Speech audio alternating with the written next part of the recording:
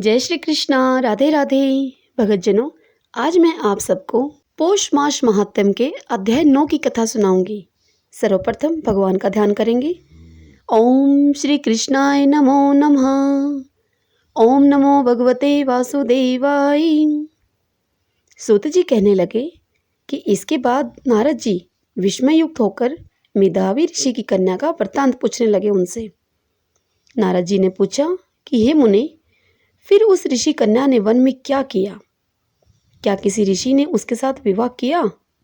नारद मुनि की बात सुनकर नारायण कहने लगे उनसे कि इस कन्या ने दुख के साथ अपने पिता का स्मरण करते हुए वहां आश्रम में रहकर कुछ काल व्यतीत किया।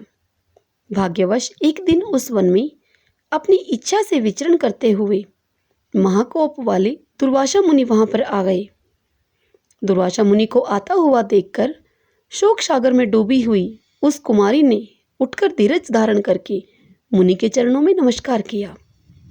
नमस्कार करके मुनि का नाना प्रकार के फलों से आदर सम्मान करके मुनि का पूजन भी किया। फिर मुनि कन्या आदर से उन्हें कहने लगी कि हे मुने, आपको मेरा नमस्कार है। मुझ दुर्भागिनी के आश्रम में आपका कैसे आना हुआ? आपके आने से मेरे भाग्य का उदय हो गया, अथवा मेरे पिता के पुण्य प्रताप मुझको समझाने के लिए आप आए हैं। आप जैसे महात्माओं के तीर्थ रूपी चरणों के रजकण को स्पर्श करने मात्र से मेरा जन्म सफल हो गया है। जो आप जैसे महात्माओं का मुझको दर्शन हुआ है। इस प्रकार कहकर वह कन्या उनके आगे चुपचाप होकर बैठ गई। तब दुर्वासा मुनि कुछ हंसकर बोले, धन्य धन्य हे ब्राह्मण पुत्री, तुम धन्य हो। तुमने अपने पिता के कुल का उद्धार कर दिया है। तब कन्या बोली कि हे ऋषि, आपके दर्शन मात्र से ही मेरा शोक समुद्र सूख गया है। हे मुनि, आप जो यहाँ पर आए इसका परिणाम अच्छा ही होगा और मैं उत्पन्न हुई महाअग्नि की ज्वाला से जल रही हूँ। इस अग्नि को आप शीघ्र बुझाओ। मुझे हर्ष उपजाने वाला और कोई दिखाई नहीं देता है। मुझको धैर्य देने वाली न तो मेरी माता है, न पिता, न भाई। मैं दुख से पीड़ित किस प्रकार जीवन का निर्वाह करूंगी? जिस दिशा को देखती हूँ वही दिशा मुझे शून्य दिखाई देती है।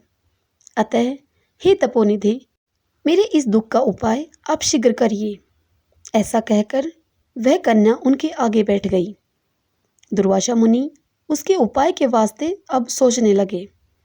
श्री नारायण कहने लगे नारद जी से कि हे नारद, इस प्रकार मुनि की कन्या के वचनों को सुनकर मुनिराज विचार करके अत्यंत कृपा से इस बाला को देखकर कुछ हितकारक वचन बोले।